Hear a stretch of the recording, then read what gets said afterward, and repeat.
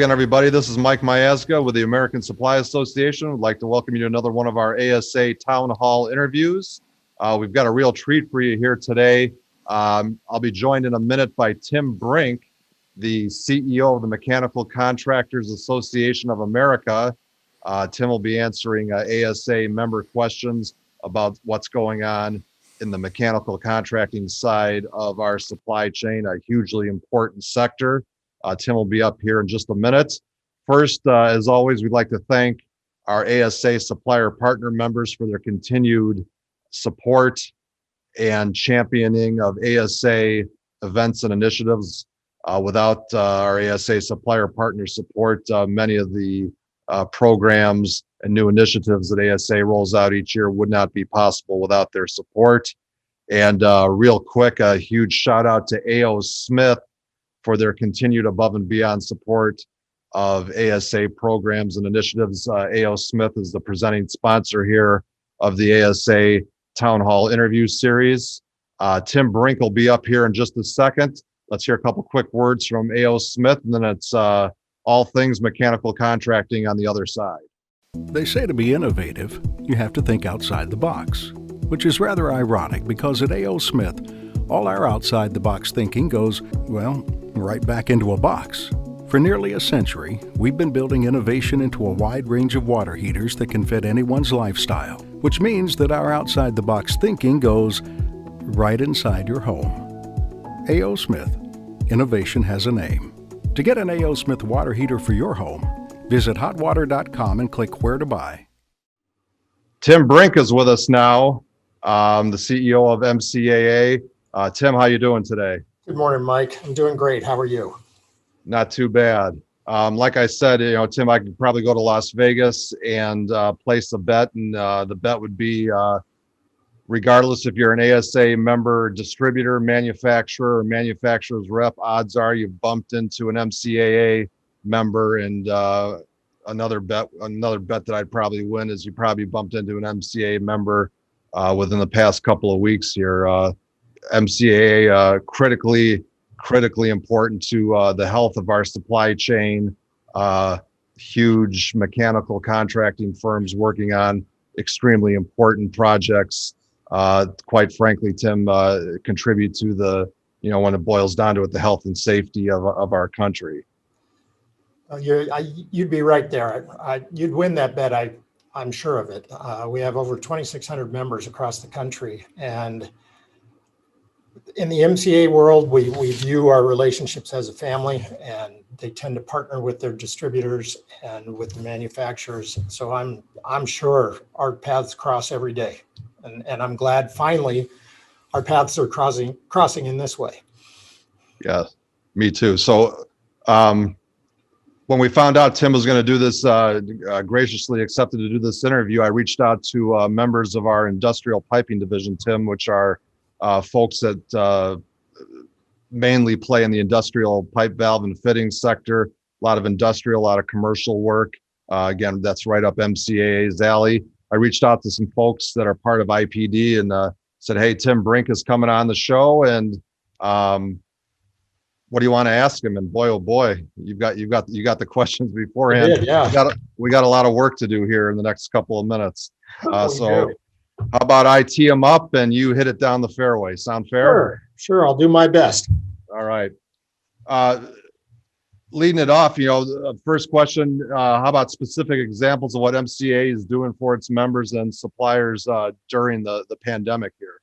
Sure. That's been on everybody's mind. I took over in March 12th of 2020. That was the day we were in Hawaii getting ready to start our convention. Canceled our convention, and we were all thrown into this COVID environment. And we got back, and our first and most important priority was our members and taking care of our members. Before that, I'll say that was our second priority. Our first priority was make sure everybody in the office was safe.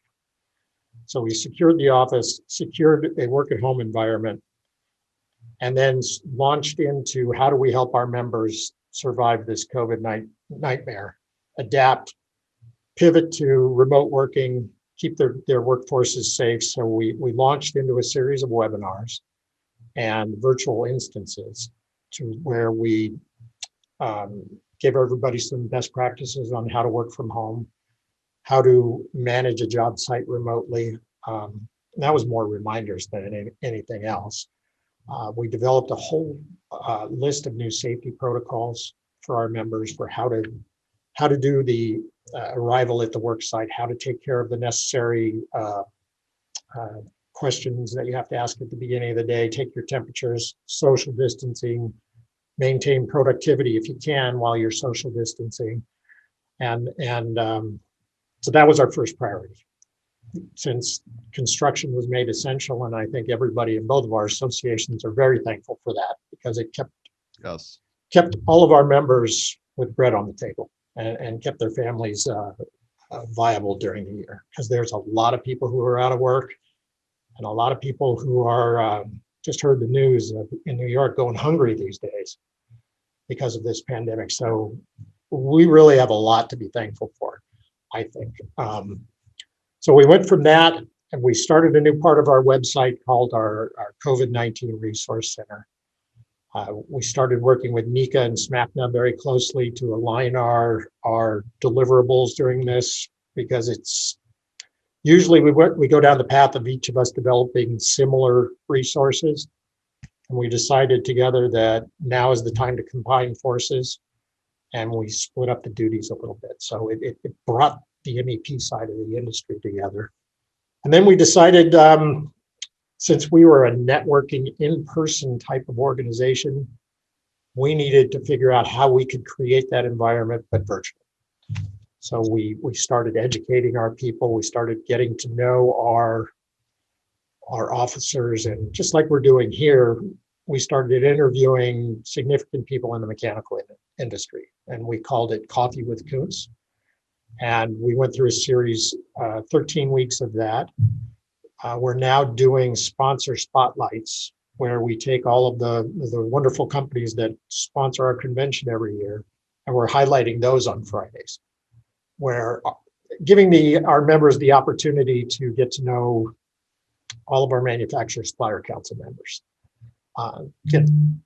create a replacement for that networking that usually happens at the exhibit during our convention. And then we launched into education.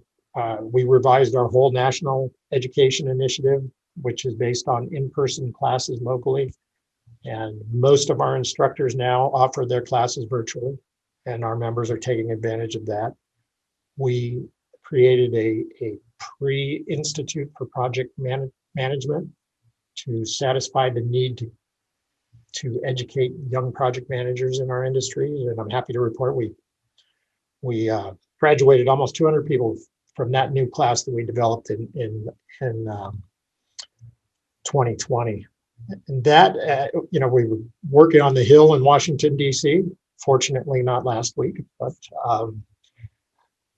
we did that. And, we're fighting for pension reform, and we're fighting for, right now, relief on federal projects that were bid pre-COVID, executed during COVID, and had significant impacts due to the COVID pandemic. And we're gaining some traction on that. And all in all, we had almost 300 virtual instances in 2020 of educational offerings and best practices.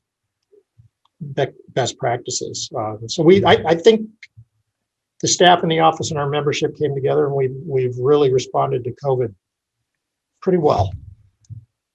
If you had to, lot of what you said there mirrors what we've got going on at ASA, so that's awesome. If you had to take stock in, March of 2020 to now, you probably already answered your question. Is MCAA having an even larger impact now going forward on your members than back in March, and why do you feel that way? I think so, yes. The response we got from our safety offerings, from our educational offerings, more members than ever are taking advantage of those. Usually with the networking and the in-person classes, we usually hit the same group of companies. They know the benefits, and they make the investment to send their people out of town and to these meetings. And now that the offerings are made available more broadly through the virtual environment, we've hit a bigger cross section of our members. So I think that's a really big deal to me, because they're all now experiencing what everybody else has, and I think it's helping. Everyone's got, we spitball something or prognosticate, everyone's got the shots. Things are going back to normal. Does the MCAA calendar and rhythm of business go back to normal? Or do you take some of what you learned during the pandemic and put it into everyday practices going forward? I think our world's changed, to tell you the truth. I think, yes, we're hoping that our service conference that's going to happen in Austin in October is going to go off. I'm hoping that is, but we've pivoted with all our service education, with all our construction education. And I think there's going to be a big desire going forward as people recover from this. They're going to be busy, and their crews and their office staffs may be trimmed down a little bit to where they don't have the availability to travel as much as they used to. So we're gonna keep our virtual offerings and the availability of those, and bring back our in-person offerings. So I think we're going to hit a bigger cross section of our members going forward by maintaining our virtual environment. A good question here from one of our members. They've seen a change in how customers our expectations happen with residential contractors. Let's flip it over to your side of the table. What have you seen as far as customer expectations with mechanical contractors here? Well, I think it's just like with the evolution of the email and the texting and the cell phone. With more of the project stats working at home, I think the customers are expecting even more today than they did before, around the clock availability to their contractors that they've hired. So that's putting extra pressure on the members to respond to their customers and change the way they're doing business. There's a greater need than ever for mechanical contractors to look at a project, get out ahead of it, pre-plan it, work with their partners in the supply industry so they can build and fabricate and manufacture in their offices where it's safe and controlled, and then just get it to the job site. That's more important than ever. Here's a good question from another one of our members. Are there technology solutions that you guys would like to see suppliers and distributors implement to make doing business with them a little bit easier? Absolutely. I think everybody's going to the BIM modeling on the big projects, and the coordination and the 3D modeling and building it in the virtual environment before you even get to the job site. We have a product called the WebLem. It's the web-based labor estimating manual. And we have partnered with our Manufacturer Supplier Council members to get all the product data linked to it. So now not only can the WebLem has all the labor units in it, and our goal is to have all the product data in it. So, your membership and our membership can work hand in hand by making sure that if they're dealing with one of our members, making sure that their products are in our labor estimating manual.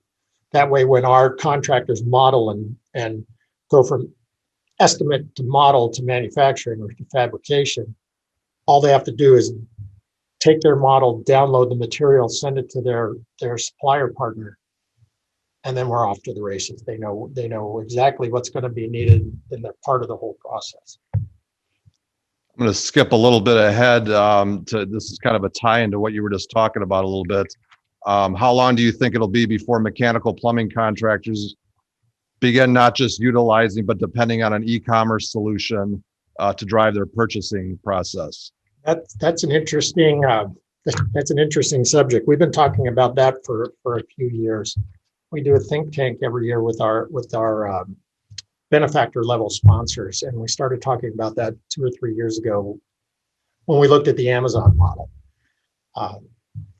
Most of our contractor members, and even here in the office, we buy our office supplies and the consumables and those sort of items online now, whether it's through WB Mason, Amazon. We use a company called Impact Office Supplies. So most of our members are doing that right now. I think as we shift more into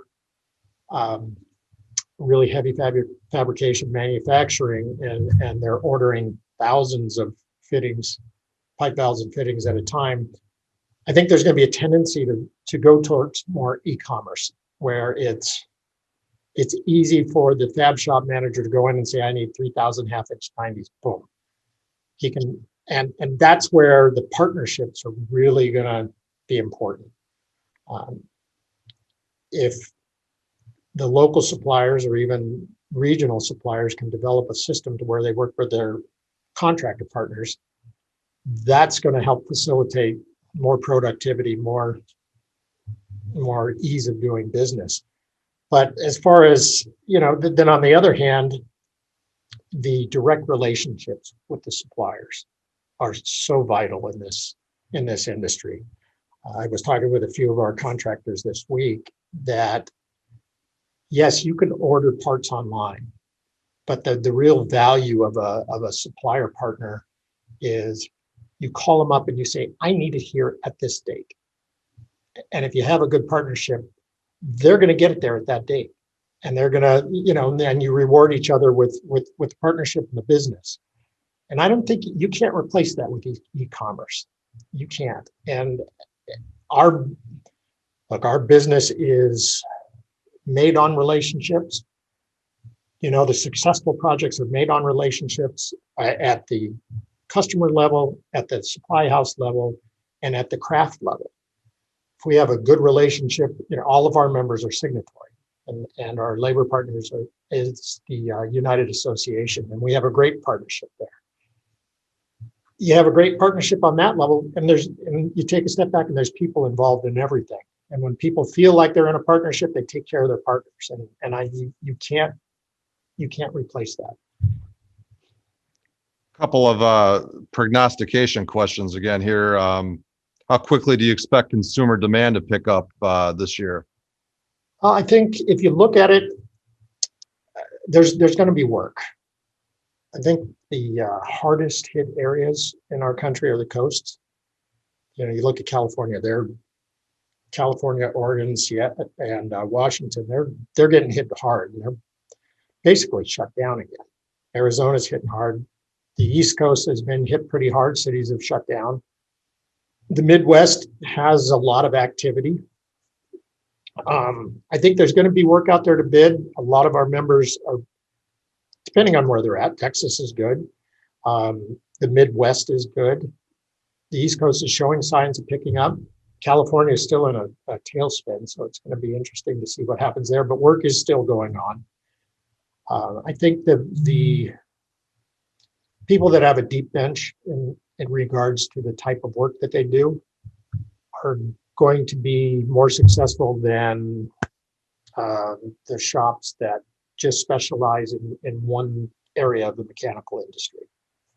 Because there'll be, in some areas, there's fewer jobs, more bidders, and the people with the better resumes are going to get the jobs. What areas of the economy do you think might rebound first? What are you kind of hearing? Well, everybody is looking towards Biden and what he's going to do. I think there's going to be some infrastructure spending, and I think part of that's going to be K through 12.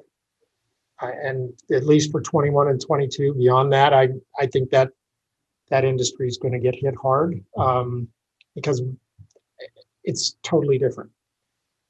They're going to have to change the schools and modify them so the kids can be safe. But then after that, are we going to, what's the education model going to be going forward? Is it going to be more at home? Is it going to be more in school? Nobody knows that. We got wastewater and infrastructure projects coming that are going to be good.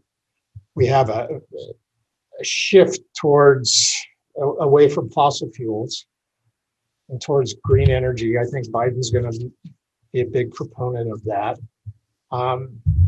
our members are heavy into the fossil fuel business, pipelines and refineries and that type of work. And so that's, that causes a lot of uneasiness in the membership, but it's going to take a decade or a generation or two for that to be weaned away as we build up everything else. It doesn't happen overnight. Fossil fuels are part of everything that we have. Almost everything manufactured has some sort of oil component in it. So it's going to take a while to wean away from that. But I think, look, we're America. We're not going to fall flat on our face. We're not going to let that happen. We're going to continue to move forward. Here's a two-parter. Where does MCAA see capital spending in 2021, and maybe a couple examples of activities and projects by industry sector that might be of note? Capital spending as far as projects go, there's a huge project coming up in West Virginia that's going on. It's kind of a offshoot of the big cracker plant in Western Pennsylvania. There's going to be some great activity there. I think we're going to see a lot of energy work, a lot of, whether it's in the green sector or in the traditional sectors. You look at the whole movement now, everybody's vowing to be in electric vehicles by a certain date. And Tesla's building a huge plant in Austin right now. They just bought a huge building in Seattle. And more car companies are vowing to have a new platform coming out. So all of those technologies are going to require investment in capital investment in facilities and people and technologies. And I think it's good for our contractors and your members as well. Definitely. What are you hearing from MCAA members as far as maybe ballpark forecasts for them? Revenues up, down, in the middle? It's all over the board? It's a little all over the board. And we track that through our dues collections this year. It gives us a good barometer of who's doing well and who isn't. We've had a number of members had a better 2020 than they did 2019. And that was from backlog and ability to pivot and be able to work in this environment. I think that's that we owe a lot to that. It might be a little up for some of our members in 2021 because I think there was the presumption that we were going to be out of this, so people were booking work. So I think some people are going to do better in 21 than 20, and some people aren't. It's going to be a challenging year for some of our members, and that challenge will probably really hit home about the middle of the year or into the third quarter. MCAA, this member question shares great bonds with software providers and risk management firms. How do you think ASA can better strengthen its relationship with MCAA? ASA members can strengthen their relationship with MCAA along those lines. That's a great question. I think there's lots of opportunity there. We have a innovation and technology department here headed by Sean McGuire that is his whole purpose is to look into that type of thing, how we can automate, create digital collaboration points for everybody in the construction team. That's from the owner to the general contractor, the subcontractor, and to our supplier partners, so that everybody can be in the same virtual environment and know what's coming, know what's needed of them, when things have to arrive and where in the schedule that they fit. So I think there's tremendous opportunity for our supplier partners to get more involved in the projects now more than ever. This is I'm going to read this one directly here. This is a pretty involved one. We're going back to the BIM stuff and drawings and models. In regards to fully coordinated drawings and models, where can a distributor add value? This member says they envision a world where the material list that lives within a model is seamlessly transmitted to the distributor. Is this a desire of an MCA member in 2021 and beyond? Absolutely. I mentioned earlier our WebLem product, and that's where we see the future going. Because all of the large projects now we have to model. We have to do 3D modeling, and you have to do coordination virtually with the other trades. And those models have to be built on product data so that the measurements, when you send them to the fab shop, are accurate. So knowing what their supplier partner reps and sells is very important. That way they can include that product in the model. So they can just take that list directly from the model, from the estimate, and send it electronically to their supplier partner.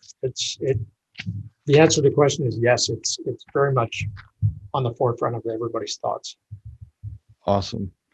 Got a couple of questions here about politics. Of course, at the time of this taping, we're on the doorstep of the changing of the guard of the President of the United States. Number one, general thoughts on, does MCA see any drastic shift with going from Trump to Biden? And more specifically, I'll read this question here. Can we expect more or less spend with U.S. fabricators, construction companies, and plants as we go into the Biden administration? The person that asked this is primarily in the industrial PVF sector. Gotcha. Everybody's crystal ball is a little different these days, and I don't think anybody expected or what happened last week. No. During the electoral college confirmation. So it's hard to tell. The benefit Biden has is that the Senate is split, with the vice president being the deciding vote. The House is Democratic, and you have a Democratic president. So we'll have to see what comes out of it. I think we'll see some infrastructure spending, which will spur some new projects. We mentioned the school work. I think the energy work is gonna be put on the table, and they're gonna want to do things to put some money in the hands of the middle class. I think we have a generation of workers. The older generation are in a part of the economy that's phasing out. That is more manually driven, and we're going to have to find accommodations for those people and replace those jobs with technical jobs going forward. Or not necessarily technical jobs, but the new manufacturing jobs, the new energy jobs, which are going to be totally different than the old ones. So I think that's a big challenge of this administration, is we have to look 10 years down the road and figure out what America wants to look like and put the plan in place. Another question here from a member talking about work backlogs, job backlogs as compared to typical backlogs of years past. This member worries things will get quite slow before we figure out what to do with stuff like vacant office buildings and the abundance of office space not being used now. He also worries that the healthcare facilities and investments will be lower than normal in hospitality and even endowed university. And he wants your thoughts on that. Well, everybody's working from home now. Our staff is in the office 3 days a week, and they work from home 2 days a week. A lot of our manufacturers buyer council members are still working remotely and have kept that in place throughout the middle of this year. A lot of our contractor members have done the same thing. They're still not back in their offices. This creates a big problem for the city because they're not getting the business tax. And a few cities around our area are actually thinking about converting to a work from home tax for local businesses. Oh, wow. That way they can continue to get the revenue. It won't be on the individual, but it'll be on the company if you've got people working from home, because they survive on that tax base for their the offerings that they give everybody, the services that they provide. So that's going to be interesting to see what happens to all the surplus of the office space. And you can get really good office space for cheap around here right now. And for those who want to be in an office, far as backlogs, it depends on the area of the country. We have some contractors in the Connecticut, Rhode Island, Boston area that have informed me that their backlog's a lot less than it was going into 2020 than it is going into 2021. There's still activity, there's still stuff to bid, but they don't have the near backlog. Our people in Texas and in the Midwest, they have a good backlog. California, there's work, but the availability of executing that work with all the shutdowns and everything else is a challenge. So, everybody in 2020 said, oh, 21 is going to be better. And here we are in 21, and we're in a bigger spike than we were in 2020. So I think that's got everybody on their heels a little bit. Hopefully this vaccine does what it's supposed to do, and we can get the restaurants opened up, and we can get all the small businesses opened up, because that, when those close, that's the engine of the economy. And if those people aren't working, more funds have to be diverted from infrastructure and other projects to take care of those people, rightfully so. So we really need to get people back to work. Yeah, today, when we're taping this now here in Illinois, is the big decision day if the governor is going to roll back some more stricter restrictions, and one of those being opening up the restaurants again. So we'll probably hear about that later this afternoon. Yeah. Let's talk about labor. That's always a big topic for us and for you. ASA estimates 100,000 folks in our industry are going to retire within the next decade. Because of that, one of our three major mega initiatives going forward, we launched last fall our Project Talent platform, which is aimed at helping our members track the next generation in the workforce. What is MCAA seeing with the labor issue right now? Is it the pandemic made it worse? Where was it before the pandemic? Where is it during the pandemic, and where we're sitting now? What do you see in the future? As far as craft side, before the pandemic, the United Association was at an all-time high for membership. During the March and April, when everything shut down, there was a tremendous number out of work. But once we got into to May, June, and July, everybody was back to work, which was great. The projects bounced back and they were opened up. Our biggest challenge right now, the overall hours for 2020, they weren't down as much as we thought. Some people say it was anywhere between 8 and 14%. The hours were down, which for a global pandemic, I think is phenomenal. And by the end of the year, by the second half of the year, everybody was back to work and the projects were going. Doesn't mean they were productive and making money, but everybody was back to work, which was great. Going forward, we're really addressing the way we solicit, recruit, and select future apprentices. We're really committed to the idea that we need a diverse workforce, a workforce that is inclusive, and we have a joint initiative with the International Training Fund to do just that. We're revamping all of the procedures on how you select apprenticeship, so we can better model the neighborhoods and the cities that we work in. We want the workforces to be represented of the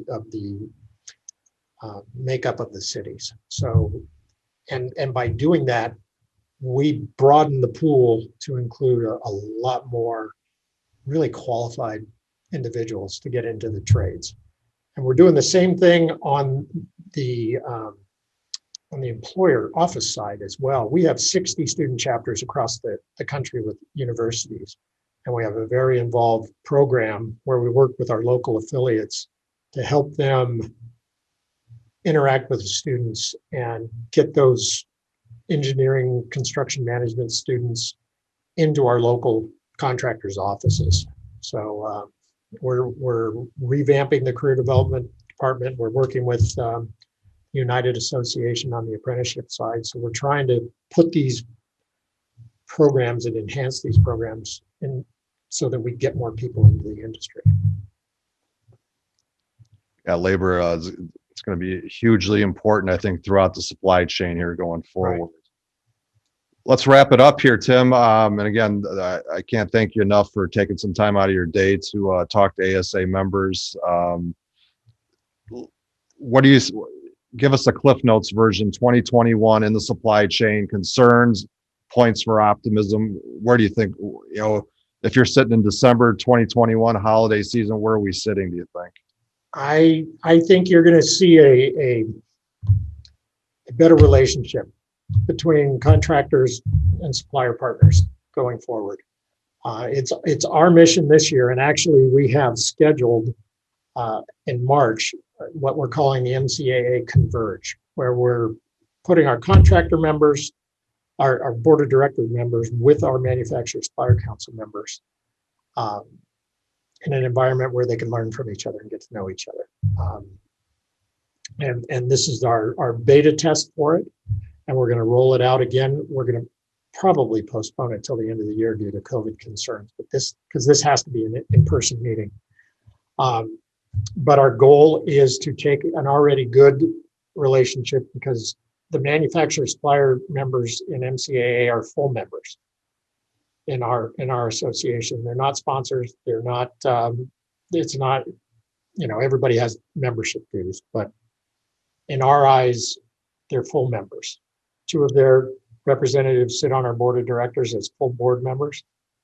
And so our goal is to really enhance the relationships this year, far above what we did, what they have been in the past. And they've been really, really good in the past.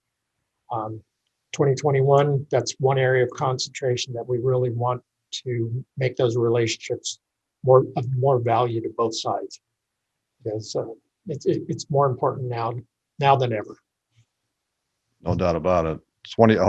Hopefully this vaccine works and we can get back to some semblance of normalcy, get back to in-person meetings. I know MCAA always has a great, tremendous event in the early part of the year, and hopefully you guys in 2022 are rocking and rolling at your national convention. We'll be in San Diego at the Marriott Marquis.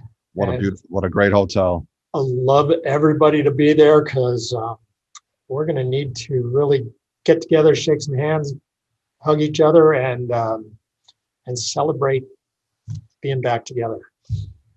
Amen. Amen to that. Tim Brink has joined us, the CEO of the Mechanical Contractors Association of America, more than 2,600 members across the United States, doing work in heating, air conditioning, refrigeration, plumbing, piping, and mechanical service. Thanks again, Tim. Mike, it's an honor. Thank you for having me on today. You bet.